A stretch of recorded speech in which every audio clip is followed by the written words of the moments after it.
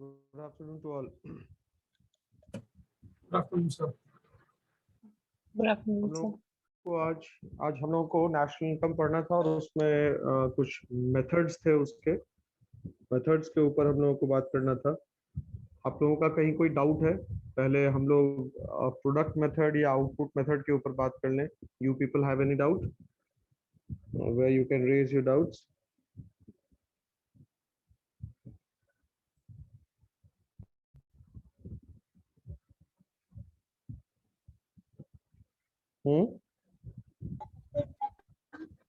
Good afternoon, sir. Afternoon.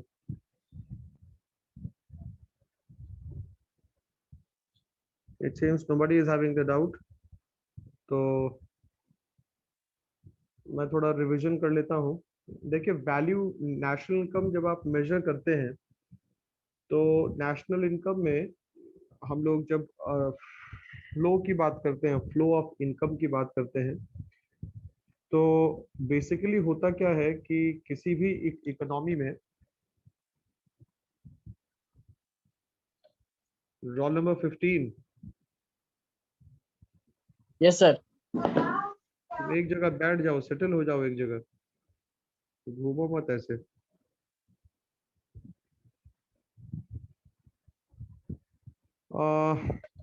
जब हम लोग नेशनल इनकम को मेजर करते हैं तो उसमें सर्कुलर फ्लो ऑफ इनकम का बहुत इंपॉर्टेंट रोल रहता है। अब ये सर्कुलर फ्लो ऑफ इनकम होता क्या है कि circular flow of income basically has two important components. One is the real flow, and the other one is the money flow, also known as the nominal flow. We also studied that there are several sectors operating in an economy, be it household sector, be it producing firm sector, या फिर हम लोग बात करें capital market sector की, या फिर government हो गया, या फिर इंटरनेशनल ट्रेड हो गया। तो ये सारे सेक्टर्स जो हैं, ये सारे सेक्टर्स मिलके एक इकोनॉमी को कंस्टिट्यूट करते हैं और इन्हीं के ऊपर डिपेंड करता है पूरा का पूरा circular flow of income. Circular flow नाम इसलिए पड़ा क्योंकि इस इनकम की शुरुआत होने की कोई निश्चित जगह नहीं है, पर्टिकुलर पॉइंट नहीं है कि भाई इसी पर्टिकुलर पॉइंट से ये स्टार्ट होगा, और न ही इस सर्कुलर फ्लो के एंड होने की कहीं कोई जगह है कि भाई ये particular flow of income end कहाँ पर होगा। तो the matter of fact is कि it is called circular flow of income because it will end at a point from where it will begin. जहां से उसकी शुरुआत होगी वहीं पे आके वो खत्म भी होगा, इसलिए इसको हम लोग सर्कुलर फ्लो ऑफ इनकम के नाम से जानते हैं। नाउ व्हाट नेक्स्ट, इसमें आगे क्या? ये जो सर्कुलर फ्लो ऑफ इनकम है, इसमें दो फ्लो होता है, एक रियल फ्लो और दूसरा मनी फ्लो।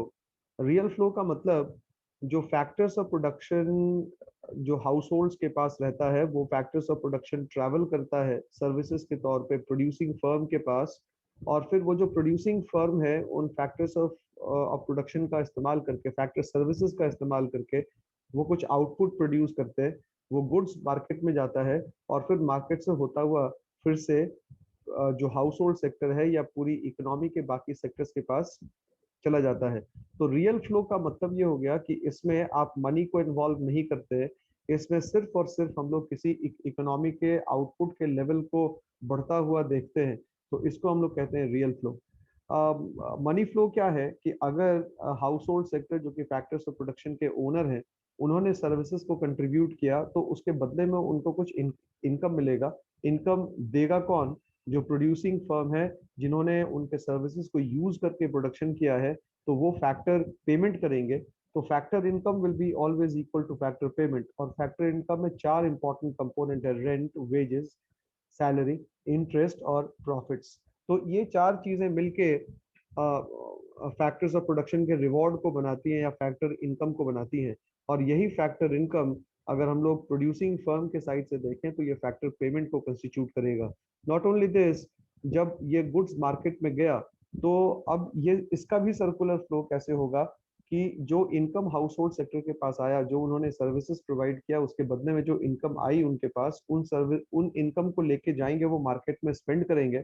वो पैसा मार्केट में जाएगा, शॉपकीपर्स के पास जाएगा, रिटेलर्स के पास जाएगा, होलसेलर्स के पास जाएगा, और फिर वो मार्केट सिस्टम से होता हुआ जो प्रोड्यूसिंग फर्म सेक्टर है उसके पास चला गया। तो जहां से उसकी शुरुआत हुई थी वहीं पे वो पैसा दोबारा चला गया, इसलिए इसको हम लोग कहते हैं मनी फ्लो। इसमें आउटपुट का कोई इन्वॉल्वमेंट नहीं है, आउटपुट के बढ़ने या घटने की कोई बात नहीं है, इसमें सिर्फ मनी का फ्लो होता है टू एंड फ्रो। और जब हम लोग रियल फ्लो की बात करते हैं तो रियल फ्लो में मनी फ्लो नहीं होता, उसमें सिर्फ और सिर्फ आउटपुट बढ़ने की बात होती है। तो जब आप नेशनल इनकम को देखते हैं तो national income basically circular flow of income से ही हम लोग उसका मेजरमेंट कर सकते हैं। और इसका तीन तरीका डेवलप किया गया। सबसे पहला है आउटपुट मेथड, दूसरा है इनकम मेथड, और तीसरा है एक्सपेंडिचर मेथड। हम लोग आउटपुट मेथड या प्रोडक्ट मेथड की बात करेंगे। ये आउटपुट और प्रोडक्ट मेथड होता क्या है? इसमें हम लोग क्या करते हैं, किसी भी इकोनॉमी में प्रोडक्शन के अलग अलग फेजेस में देखते हैं कि वहां पे वैल्यू एडिशन कितना हुआ। तो यहाँ पे मैंने एक वर्ड यूज किया वैल्यू एडिशन का। ये वैल्यू एडिशन का मतलब क्या हो गया? वैल्यू एडिशन का मतलब कि आपने एग्जिस्टिंग इनपुट में कितनी यूटिलिटी और ऐड की। Utility was already there, input was there, वो इनपुट था आपके पास, अब उसमें आपने अपने स्किल और अलग अलग टूल्स और इक्विपमेंट्स और टेक्नोलॉजी का इस्तेमाल करके आपने और कितना वैल्यू एडिशन किया। तो इसको हम लोग कहते हैं वैल्यू एडेड। तो बेसिकली आउटपुट मेथड का दो और नाम है, या आप लोग इसको तीन और नाम से जान सकते हैं। आउटपुट मेथड का दूसरा नाम है प्रोडक्ट मेथड, तीसरा नाम है वैल्यू एडेड मेथड, और चौथा नाम है industry origin method. Industry origin method इसलिए इसको कहते हैं क्योंकि आउटपुट कहीं और से नहीं निकल के आता, बल्कि ये इंडस्ट्री से ही निकलता है, इसलिए इसको हम लोग इंडस्ट्री ओरिजिन मेथड के नाम से भी जानते हैं। अब इसके बाद क्या है कि ये वैल्यू एडिशन होता क्या है? अब वैल्यू वैल्यू एडेड कैसे पता लगाएंगे कि एक्चुअली में वैल्यू एडिशन हुआ कितना है? तो इसके लिए आपको करना क्या पड़ेगा कि वैल्यू ऑफ आउटपुट में से इंटरमीडिएट कंजम्पशन को माइनस करना पड़ेगा। इंटरमीडिएट कंजम्पशन का मतलब क्या हो गया कि वो वैल्यू ऑफ आउटपुट को प्रोड्यूस करने के लिए जो सारा इनपुट या इंग्रेडिएंट गया, या जो सारा रॉ मटेरियल गया जिसको आपने कंज्यूम किया और उसको फिनिश गुड्स में ट्रांसफॉर्म किया, उसको हम लोग कहते हैं इंटरमीडिएट गुड्स। तो value added at different stages और different sectors of the economy, उसको हम लोग निकालते हैं कैसे? वैल्यू ऑफ आउटपुट में से इंटरमीडिएट कंजम्पशन को माइनस करके। अब सपोज करें कि आपके पास वैल्यू ऑफ आउटपुट भी नहीं दिया हुआ है, तो उसको आप कैसे निकालेंगे? वैल्यू ऑफ आउटपुट को निकालने का फॉर्मूला होता है सेल्स में आप क्लोजिंग स्टॉक ऐड कर दीजिए और ओपनिंग स्टॉक को माइनस कर दीजिए, या आप यूं भी कह सकते हैं कि value of output is equal to sales plus change in stock. ये एक दूसरा फॉर्मूला है जिसके सहारे हम लोग वैल्यू एडिशन को निकाल सकते हैं। Now what next? अब अगर हम लोगों को वैल्यू एडेड के कॉन्सेप्ट को समझना है तो बहुत इंपॉर्टेंट होगा ये जानना कि why do we focus upon value addition. We focus upon value addition because the value addition method of measuring national income is helpful in overcoming the problem of multiple counting or double Double counting. counting. Say for example, the output of one industry may become the input of another industry. तो अगर आप first industry का output उसको भी आप final goods मान लेंगे, second industry का जो आउटपुट है उसको भी फाइनल गुड्स मान लेंगे, तो होगा क्या कि जो जो पहली वाली इंडस्ट्री थी उसका जो फिनिश्ड प्रोडक्ट हुआ वो दूसरी वाली के लिए अगर वो मतलब इनपुट के तौर पे काम करेगा, तो जो दूसरी वाली इंडस्ट्री है जहाँ पे वो इनपुट की तरह काम में आ रहा है उसके वैल्यू एडेड में वो भी अमाउंट शामिल होगा। इसलिए या वैल्यू ऑफ आउटपुट में वो भी अमाउंट शामिल होगा जिसको कि हम लोगों को क्या करना पड़ेगा? माइनस करना पड़ेगा, नहीं तो डबल काउंटिंग हो जाएगा। जैसे मैंने आप लोगों से एग्जांपल भी शेयर किया था क्लास में कि शुगर मिल है, तो शुगर केन बेसिकली होता क्या है? प्राइमरी सेक्टर का एक फिनिश प्रोडक्ट है, और उसी शुगर केन को हम चीनी के उत्पादन में भी प्रयोग में लेके आते हैं। तो बेसिकली जो चीनी का वैल्यू ऑफ आउटपुट आप देखते हैं उस वैल्यू ऑफ आउटपुट में शुगर केन का वैल्यू इंक्लूडेड है। तो if you don't subtract intermediate consumption from the final value of output, शायद आप डबल काउंटिंग करेंगे और इससे जो नेशनल इनकम का वैल्यू आएगा वो एग्जैजरेटेड आएगा, वो इनकरेक्ट फिगर्स को हम लोगों को बताएगा। इसलिए चूंकि वैल्यू एडेड इंटरमीडिएट कंजम्पशन को अपने आप में शामिल नहीं करता है, केवल अल्टीमेट फिनिश्ड या फाइनल गुड्स के वैल्यू को ही कंसिडर करता है, इसलिए ये डबल काउंटिंग या मल्टीपल काउंटिंग के प्रॉब्लम को सॉल्व करता है। इसका और भी एग्जांपल है, जैसे स्टील इंडस्ट्री हो गया, या फिर रबर इंडस्ट्री हो गई, या फिर टायर इंडस्ट्री हो गई, या और भी दूसरी इंडस्ट्रीज जहाँ पे एक इंडस्ट्री का आउटपुट दूसरी इंडस्ट्री में यूज होगा। तो जब तक आप उस इंटरमीडिएट कंजम्पशन के वैल्यू को एडजस्ट नहीं करेंगे तो शायद तब तक आप करेक्ट नेशनल इनकम को एस्टिमेट नहीं कर पाएंगे। नाउ कि अब आपको अगर वैल्यू एडेड मेथड से नेशनल इनकम निकालना है तो वो आप कैसे निकालेंगे? तो इनमें से आप लोगों को फॉलोइंग स्टेप्स को फॉलो करना पड़ेगा। सबसे पहला ये कि आपको अपनी इकोनॉमी में उस प्रोड्यूसिंग यूनिट को आइडेंटिफाई करना पड़ेगा जहां पे एक्चुअली में प्रोडक्शन हुआ है। मैंने कहा जहां पे एक्चुअल में प्रोडक्शन हुआ है, कोई जरूरी नहीं है कि हर जगह प्रोडक्शन करने की क्षमता हो, लेकिन वहां पे प्रोडक्शन ही हुआ हो। इसलिए we are not taking into consideration those producing units which have the capacity but have not produced. So the very first step in calculating national income by value added method is that you need to identify those producing units where actual production has taken place during the year which you are covering. Point number two, once you have identified the various producing units, you need to classify them into different sectors, and the classification of these producing units into different sectors will depend upon the nature of goods that they have produced. And these three different sectors are: number one, primary sectors; number two is secondary sector; and the third one is the tertiary sector. Primary sector is one which is related with agriculture and allied activities. Secondary sectors is related to manufacturing and construction. And the last one, but the least, which is tertiary sector, it is concerned with providing services or invisibles to the economy. Say, for example, banking,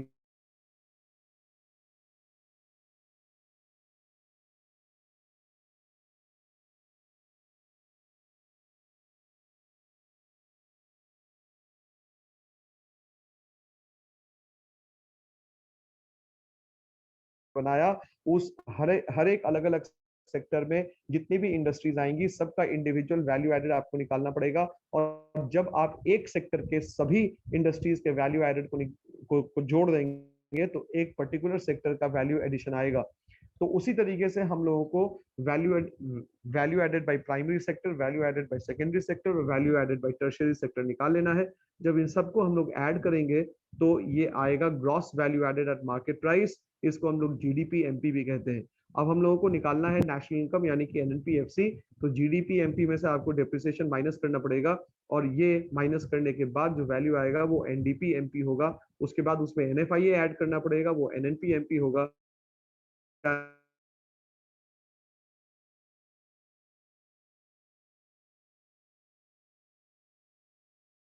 factor income, NI। Net factor cost भी कहते हैं। अब यहाँ पर ध्यान ये देना है कि जब हम लोग नेशनल इनकम कैलकुलेट कर रहे हैं वैल्यू एडेड मेथड से, तो जो सेल्फ कंजम्पशन के लिए जो गुड्स प्रोड्यूस में आता है, जो फार्मर्स के द्वारा जो जो जो प्रोड्यूस किया गया, जो उन्होंने सेल्फ कंजम्पशन में लिया, क्या वो शामिल होगा कि नहीं होगा? बिल्कुल होगा।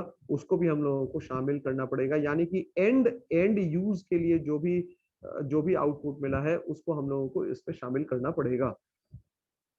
क्लास मैंने बता दिया, मैंने समझा दिया। अगर कहीं किसी को कोई डाउट है तो आप लोग पूछ सकते हैं।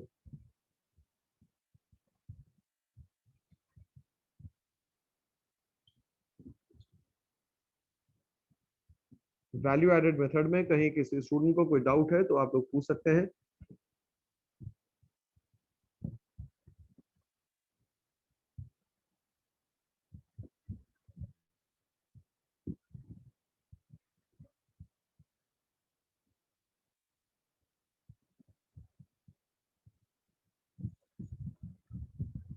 Nobody is having any doubt?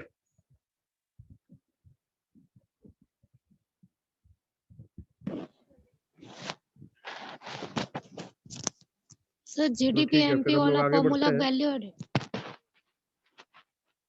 क्या सर जीडीपी एमपी वाला फॉर्मूला वैल्यू एडेड नहीं है जो आप बोले। नहीं, जीडीपी जीडीपी एमपी एमपी तो हर जगह तुमको मिलेगा, नहीं, वो हर जो जगह मिलेगा फॉर्मूला जीडीपी एमपी। पूरा वो जो प्रूफ किए sir, GDP MP minus depreciation is equal to NDP MP plus NFIA is equal to NNP MP. वो नेशनल इनकम उसको सर निकालने के लिए एग्जाम में कैसे लिखेंगे उसको? द क्वेश्चन क्या रहेगा सर उसके लिए? फॉर्मूला गिवन दैट है, क्वेश्चन ये समझ रहेगा, नहीं आ रहा। कुछ नहीं होगा। क्वेश्चन होगा कि explain value added method for calculating national income. यही होगा, जिसमें ये पूरा लिखना पड़ेगा जो भी मैंने बताया अभी। Okay sir.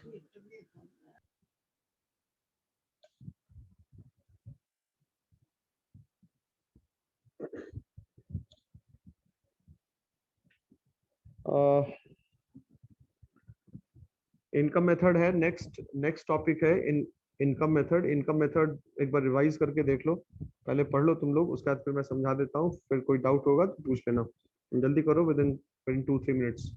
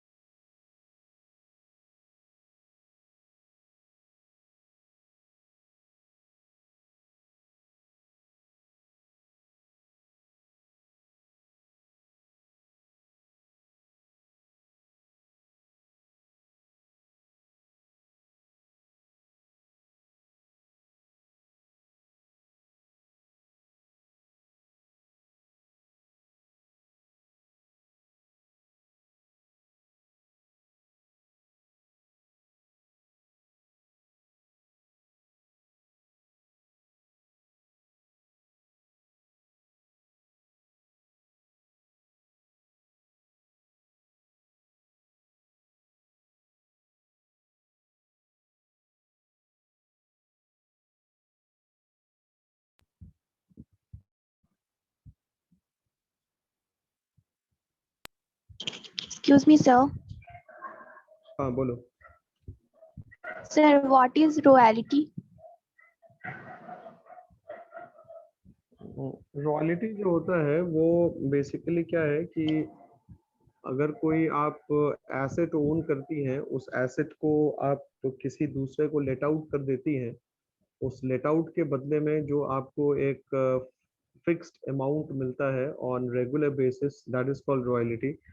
Not only this, sometimes होता क्या है ना कि आप कोई नेचुरल एसेट है जिसको जिसको कि आप ओन करती हैं और आप उसको जैसे कोल कोल माइंस हो गया, ठीक है, वो आप उसको यूज नहीं कर रही है, आपने उसको लेट आउट कर दिया, तो उसके प्रोडक्शन के ऊपर जो भी जो आपको पैसा मिलेगा, because ultimately the mine is being owned by you, you have simply let out that mine, तो on the basis of production जो आपको उसमें से आपका हिस्सा मिलेगा, उसको हम लोग कहते हैं royalty.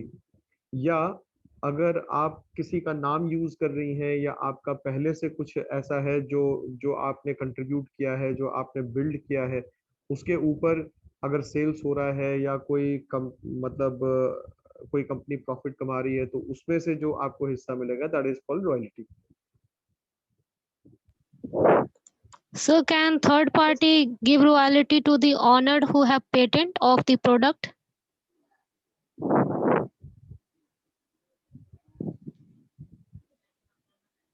Third party means what? Third party means one who just agreed Hmm? in, like agreement sign होता है सब जब एग्रीमेंट तो में वही सर तो जैसे मैंने कहा, कंसिडरेशन कॉन्ट्रैक्ट एंड कंसिडरेशन होता है ना, वैसे ही सर वो वही तो मैं संजनी, वही ना मैंने कहा कि अगर तुम किसी एसेट को ओन करती हो, तुम यूज नहीं कर रही, तुमने उसको लेट आउट कर दिया, उसके बदले में जो तुमको रिवॉर्ड मिलता है, तो वही ना हो गया। Yes sir, yes sir, yes sir. यदि कोई राइटर किसी बुक को लिखता है और उस पे उसका अथॉरिटी नहीं है जिसके लिए वो बुक लिख रहा है, क्या वो उसे रॉयल्टी दे सकता है? जो पब्लिकेशन है, पब्लिश कर रहा है बुक को, और हाँ राइटर को दे सकता है ना रॉयल्टी सर? हाँ, बिल्कुल देना ही पड़ेगा, ओके सर, थैंक यू। देना ही पड़ेगा। अगर वो बुक राइटर की है, वो बुक वो उसका क्रिएशन है, और उसके बदले में अगर वो मार्केटिंग कर रहा है सिर्फ, तो उसको तो देना ही पड़ेगा। Yes sir.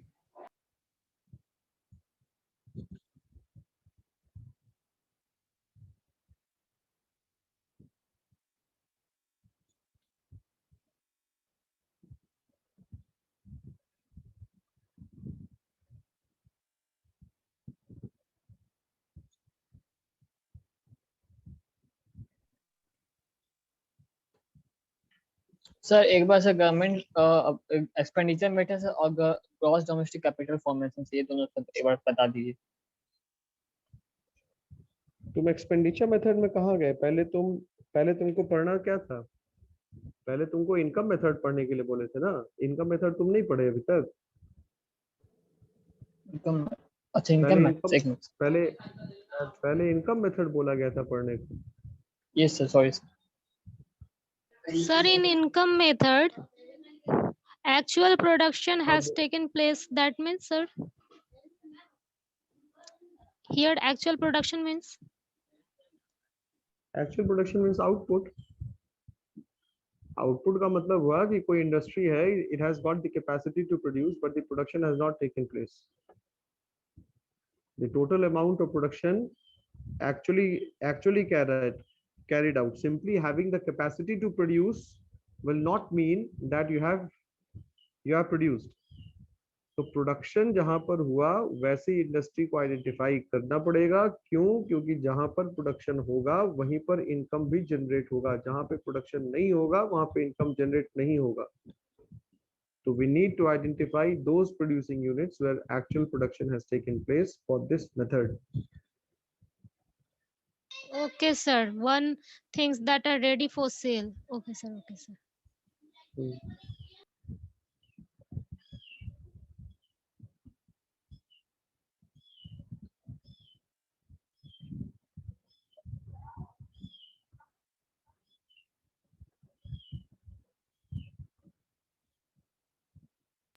Sir, Anybody else? हाँ बोलो sir, income generated from the बोलो। sale and purchase. Income generated from the sale and purchase, इसमें ये आपको ध्यान देना होगा कि जो फर्स्ट हैंड एसेट है, उसी फर्स्ट हैंड एसेट को खरीदने बेचने से जो इनकम हुआ, सेकेंड हैंड एसेट, ठीक है, उसको हम लोग इसमें कंसिडर नहीं करेंगे। सेकेंड हैंड को कंसिडर इसलिए नहीं करेंगे क्योंकि वो ऑलरेडी पिछले बार के इनकम में प्रीवियस ईयर में शामिल हो चुका है। हाँ, सेकेंड हैंड जो आप खरीद रहे हैं, बेच रहे हैं, उससे रिलेटेड जो कमीशन या ब्रोकरेज आपको मिला है, उसको हम लोग इसमें केवल इंक्लूड करेंगे इनकम मेथड में। The sale proceed will not be included, क्योंकि the sale proceed has already been included in the previous year or the first time when the finished goods were exchanged या sold in the market. Okay, sir. I got it.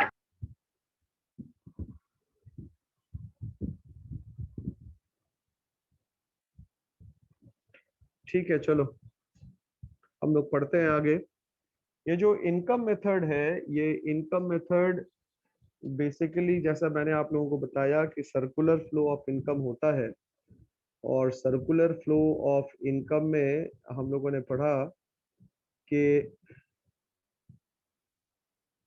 हमारे पास जो flow of income है वो real flow है और वो money flow है। इस तरीके से सर्कुलर फ्लो ऑफ इनकम होता है। तो ये इनकम कहाँ पर जनरेट होगा? इनकम वहीं पर जनरेट होगा जहाँ पे प्रोडक्शन हुआ। अगर आप प्रोडक्शन नहीं करेंगे तो इनकम भी जनरेट नहीं होगा, एकदम simple. If you don't produce their will not be any income generated. तो आपको प्रोडक्शन कहाँ पर हुआ, इनकम फाइंड आउट करने के लिए आपको वैसी जगहों को ढूंढना पड़ेगा जहाँ पे प्रोडक्शन हुआ। तो इसीलिए हम लोगों ने इनकम मेथड को कैलकुलेट करते समय या इनकम मेथड में क्या क्या शामिल होगा, उसमें सबसे जो पहला पॉइंट हमने लिखा कि you need to identify those producing units where actual production has taken place, क्योंकि जहाँ पे प्रोडक्शन होगा वहीं पर इनकम का भी जनरेशन होगा। There can not be income unless there is production, because production करने के लिए फैक्टर्स ऑफ प्रोडक्शन को यूज किया जाएगा, और जब भी फैक्टर्स ऑफ प्रोडक्शन का यूज होगा तभी इनकम जनरेट होगा। अगर आप उसका यूज नहीं कर रहे हैं तो इनकम जनरेट नहीं होगा। अब आइए दूसरा पॉइंट कि जब आपने ये एलोकेट कर लिया कि वो कौन कौन सी इंडस्ट्रीज है जहां पे इनकम जनरेट हो रहा है, तो अब आपका नेक्स्ट काम जो है वो ये पता लगाना है कि इनकम का नेचर क्या क्या है। You have to find out the nature of income, किस प्रकार का इनकम है। तो अब आप जब इनकम को क्लासिफाई करते हैं तो इनकम का क्लासिफिकेशन बेसिकली दो होता है, बहुत ब्रॉड क्लासिफिकेशन है दो। एक है लेबर इनकम और दूसरा है non labour income. Labour income का मतलब ये हुआ कि जहाँ पे फिजिकल या मेंटल एफर्ट किया जाए वो हो गया लेबर इनकम। जहाँ पे फिजिकल और मेंटल एफर्ट न लगे उसको हम लोग नॉन लेबर इनकम कहेंगे। जैसे जिसमें हम लोग शामिल करते हैं प्रॉफिट्स को शामिल कर लिया हमने, रेंट को शामिल कर लिया, कैपिटल पे जो इंटरेस्ट है उसको हमने शामिल कर लिया, तो ये सारी चीजें नॉन लेबर इनकम का पार्ट फॉर्म करती है। या रॉयल्टी को भी अगर हम लोग इसमें शामिल कर लें तो रॉयल्टी भी नॉन लेबर इनकम का ही पार्ट फॉर्म करेगी। अब आइए हम लोग थोड़ा आगे बढ़ते हैं कि अब और प्रिसाइज जो था ये तो ब्रॉड क्लासिफिकेशन था लेबर और नॉन लेबर इनकम, और थोड़ा जो सही और सटीक क्लासिफिकेशन है वो ये बताता है कि इनकम बेसिकली होगा क्या कि ये दो प्रकार का होगा, या आप यूं कहें कि तीन प्रकार का होगा। कंपनसेशन ऑफ एम्प्लॉइज पहला, दूसरा होगा ऑपरेटिंग सरप्लस, और तीसरा होगा मिक्स्ड इनकम। अब ये कंपनसेशन ऑफ एम्प्लॉय का मतलब क्या हुआ कि जहां पर एम्प्लॉयर एम्प्लॉय रिलेशन होगा वहीं पर कंपनसेशन ऑफ एम्प्लॉय को हम लोग शामिल करेंगे। जहां पर एम्प्लॉयर एम्प्लॉय रिलेशन होगा वहीं पर हम लोग कंपनसेशन ऑफ एम्प्लॉय को शामिल करेंगे। कंपनसेशन ऑफ एम्प्लॉय में क्या क्या आएगा? जो वेजेस, सैलरी, हाँ, उसके बाद मतलब इन काइंड जो भी आपको फैसिलिटी मिलती है, यानी कि कुछ जो मतलब रहने के लिए Sir, घर वगैरह जो perquisite मिलता है, allowances. या फिर या फिर या फिर फ्री इलेक्ट्रिसिटी, परक्विजिट्स और अलाउंसेस। Allowance. तो Sir, gratuity परक्विजिट्स और means. अलाउंसेस में क्या डिफरेंस, परक्विजिट्स और अलाउंसेस में क्या डिफरेंस है? Anybody could answer? Yes sir. Sir allowances होता है वो पेड इन कैश होता है, और परक्यूजेस होता है वो फैसिलिटी प्रोवाइड होता है उसमें। Very good. जो अलाउंसेस होता है, allowances are basically paid in cash, ठीक है, are immediately paid in cash. Perquisites जो होता है वो होता है something which is not paid in cash but has the capacity of being measured in terms of money. Say for example, facility of motor vehicle, chauffeur, gardener, storekeeper, free electricity, water, gas supply, semi-furnished bungalow to an employee. These are all Sir, part of ये perquisites, free lunch and all. तो अब अगर हम लोग employ के compensation की बात करें तो Sir, एम्प्लॉय का जो storekeeper means. कंपनसेशन है वो बेसिक अभी आपने क्या? बोला स्टोर कीपर। हाँ, तो स्टोर कीपर का मतलब अगर कोई एम्प्लॉय है, उसके वहाँ कुछ स्टॉक्स रहता है, कुछ स्टोर्स रहता है, उस स्टोर को रखने वाला, उस स्टोर को देखने वाला, मैनेज करने वाला स्टोर कीपर हुआ।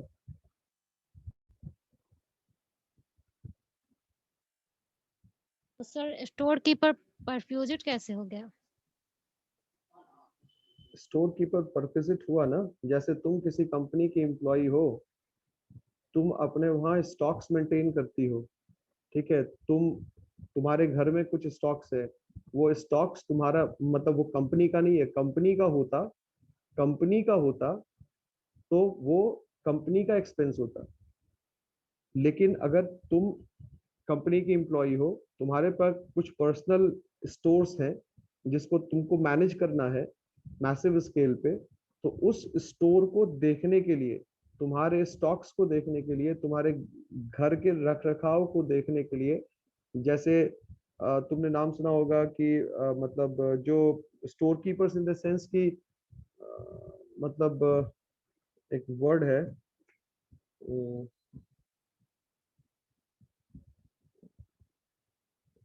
हाउस कीपर्स भी उसको हम लोग कहते हैं, ठीक है, हाउस कीपर्स या स्टोर कीपर्स। तो वो जब पर्सनल एसेट्स को देखभाल करने के लिए अगर कोई एम्प्लॉय या कोई स्टाफ कंपनी की तरफ से दिया जाता है तो उसको हम लोग स्टोर कीपर या हाउस कीपर्स कहते हैं। हाउस कीपर्स का काम क्या है? घर का साफ सफाई करना या घर की देखभाल करना। स्टोर कीपर का काम क्या है कि वो भी फंक्शन वही करता, लेकिन साफ सफाई का काम वो नहीं करता। बेसिकली उसका काम है कि एसेट का गार्ड। पर्सनल एसेट को गार्ड करना। ये हुआ स्टोर कीपर यस का काम।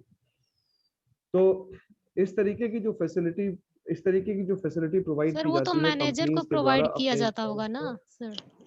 सर एज ए सेक्रेटरी हाँ, क्या? नहीं, as a secretary something else. Secretary तो तुम्हारे ऑफिशियल वर्क को भी हेल्प करता है ना। सेक्रेटरी सर, इज वो as a something else, manager को तुम्हारा जो प्रोवाइड किया जाता है क्या?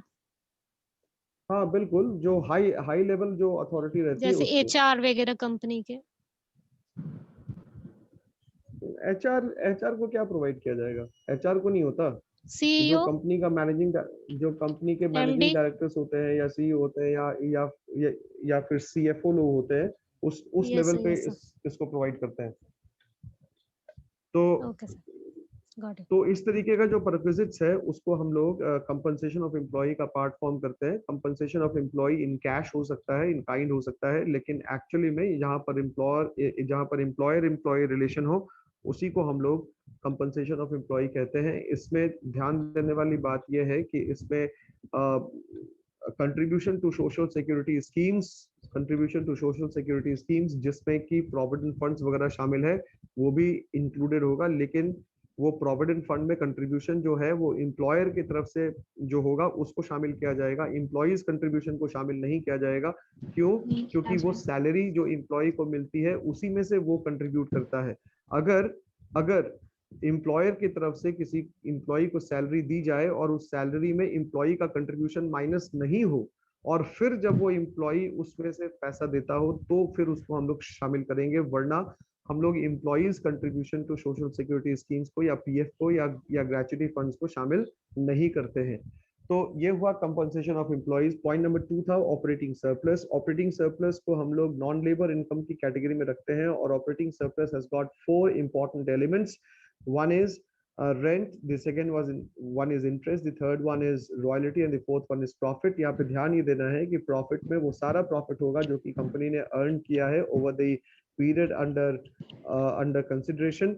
वो जो प्रॉफिट होगा उस प्रॉफिट में जो रिटेन्ड अर्निंग्स है वो भी होगा, या उसको हम लोग अनडिस्ट्रीब्यूटेड प्रॉफिट्स भी कहते हैं, या टैक्स पेड भी होगा, डिविडेंड जो हमने पे किया वो भी होगा। ये सारी चीजें होंगी, यानी कि टोटल प्रॉफिट मतलब प्रॉफिट का डिस्ट्रीब्यूशन करने से पहले, टैक्स पेमेंट से, डिविडेंड पे करने से पहले, रिटेन्ड अर्निंग्स रखने से पहले या जनरल रिजर्व में ट्रांसफर करने से पहले, जितना भी प्रॉफिट कंपनी ने कमाया है, जो नेट प्रॉफिट है after interest but before tax, वो सारा का सारा प्रॉफिट इसमें शामिल किया जाएगा। जब आप इन चारों को ऐड करेंगे तो आपको मिलेगा क्या? Operating surplus. और फाइनली हम लोग बात करें कि अब मिक्स्ड इनकम क्या होता है, तो मिक्स्ड इनकम बेसिकली कुछ है नहीं। Mixed income is the income of self employed professionals.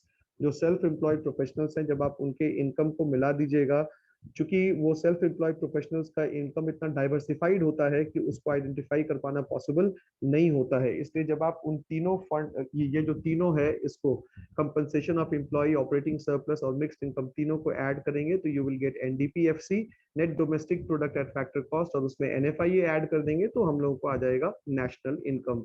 Expenditure method के लिए हम लोग आगे पहले इस पे कोई डाउट है आप लोगों को? इनकम मेथड में do you want to ask something?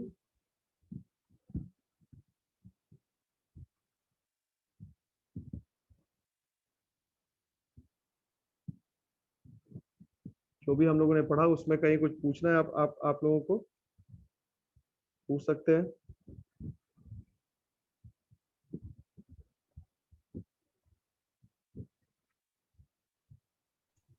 Sir tax और कॉर्पोरेट प्रॉफिट टैक्स अलग अलग है या एक ही है? देखो, टैक्स जो है वो एक होलिस्टिक कॉन्सेप्ट है, एक ब्रॉडर कॉन्सेप्ट है। टैक्स में सभी प्रकार के टैक्स आएंगे, और कॉर्पोरेट टैक्स होता है या प्रॉफिट टैक्स जो होता है, कॉर्पोरेट टैक्स या प्रॉफिट टैक्स, ये दोनों एक ही होता है। टैक्स एक ब्रॉडर कॉन्सेप्ट है। कॉर्पोरेट टैक्स या profit tax is a part of tax, लेकिन कॉर्पोरेट टैक्स हो या प्रॉफिट टैक्स हो, इसको भी हम लोग डायरेक्ट टैक्स कहते हैं, क्योंकि कंपनी ने जो प्रॉफिट कमाया उसके ऊपर ये टैक्स देती है। कंपनी भी एक इंडिविजुअल है, एक आर्टिफिशियल पर्सन है क्रिएटेड बाय लॉ, इसलिए इसके भी इनकम को हम लोग डायरेक्ट टैक्स के अंदर ही इनकॉर्पोरेट करते हैं। समझ में आ गया? Okay sir, yes sir.